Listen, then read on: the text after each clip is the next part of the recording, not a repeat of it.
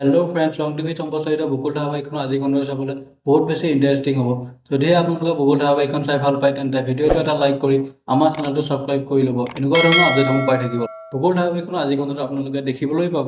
অদিতিয়ে হস্পিটেলৰ কাম কাজবোৰ শেষ কৰি ঘৰলৈ বুলি খোজ মেলিব আৰু তেতিয়াই পিছফালৰ পৰা গাৰ্গীয়ে আহি অদিতিক ৰখাব আৰু ক'ব যে তোমাৰ ইমান সাহস অদিতি, মোৰ জীৱনটো এনেদৰে খেলি মেলি কৰি থৈ তুমি শান্তিত থাকিব পাৰিবা? মোৰ জীৱনৰ সকলোতকৈ মূল্যৱান বস্তুটো তোমাৰ কাৰণে হেৰাই গ'ল। মই তোমাক কেতিয়াও ক্ষমা নকৰো। মই যেনেকৈ জ্বলি আছো তুমিও ঠিক তেনেকৈ এদিন জ্বলিব লাগিব। এই বুলি কৈ গাৰ্গীয়ে অদিতিক মাৰিবলৈ ল'ব আৰু ঠিক তেতিয়াই অদিতিয়ে গাৰ্গীৰ হাতখন ধৰি ক'ব যে মই সহ্য কৰিছো কাৰণ মই দুৰ্বল নহয়, মোৰ সংস্কাৰ আছে, কিন্তু মোৰ ধৈৰ্যক মোৰ দুৰ্বলতা বুলি ভাবিবলৈ ভুল নকৰিবা। তুমি মোক ভয় খুৱাবলৈ আহিছা। যিগৰাকী নাৰীয়ে জীৱনৰ ইমানবোৰ ধুমুহা পাৰ কৰি আহিছে তাইক ভাবুকি দি লাভ নাই। তুমি সত্যৰ পৰা লুকাই ফুৰিছা, মোৰ পৰা নহয়।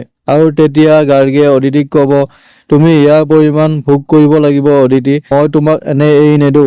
আৰু তেতিয়া অদিতিয়ে ক'ব যে পৰিণামলৈ মই ভয় নকৰো, কিন্তু মনত ৰাখিবা এইবাৰ যদি তুমি সীমা অতিক্ৰম কৰিবলৈ চেষ্টা কৰা তেন্তে উত্তৰটো মোৰ ফালৰ পৰাও সমানেই কঠিন হ'ব।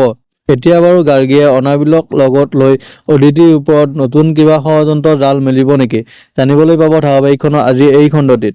এইফালে আকৌ অদিতি ঘৰলৈ দেৰিকৈ উভতাৰ বাবে আদিৰ দেউতাকে আদিৰ মাকক মাতিব আৰু ক'ব অদিতিয়ে দেখোন ঘৰৰ সকলো নিয়ম কানুন উলংঘা কৰি ফুৰিছে। যদি এনেদৰে চলি থাকে তেতিয়াহ'লে ময়ে এইখন ঘৰ ত্যাগ কৰিব লাগিব। এতিয়া বাৰু আদি মাকে কি ক'ব জানিবলৈ পাব ধাৰাবাহিকখন আজি এই খণ্ডটিত। আনফালে আকৌ দেখিবলৈ পাব গাৰ্গীৰ দেউতাকে অদিতিৰ পেহীয়েকলৈ ফোন কৰিব আৰু ক'ব যে এতিয়া আশ্ৰমখনৰ কোনো ভয় নাই, কাৰণ আশ্ৰমখনৰ বাবে যিখন নটিচ আহিছিলে সেইখন নটিচ মই নাকচ কৰিছো।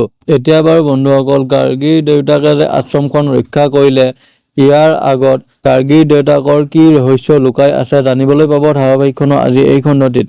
ধাৰাবাহিকখনৰ আনটি খণ্ডত আপোনালোকে দেখিবলৈ পাব যে ইন্দ্ৰই পাকঘৰত লুকাই থোৱা বটলটো দেখা পাব আৰু তাক লৈ ক'ব যে তুমি এইটোৰ বাবেহে ঘৰৰ লগত ইমান ডাঙৰ ডাঙৰ কথা ক'ব পাৰা, ৰবা মই এতিয়াই গৈ কৈ আছো।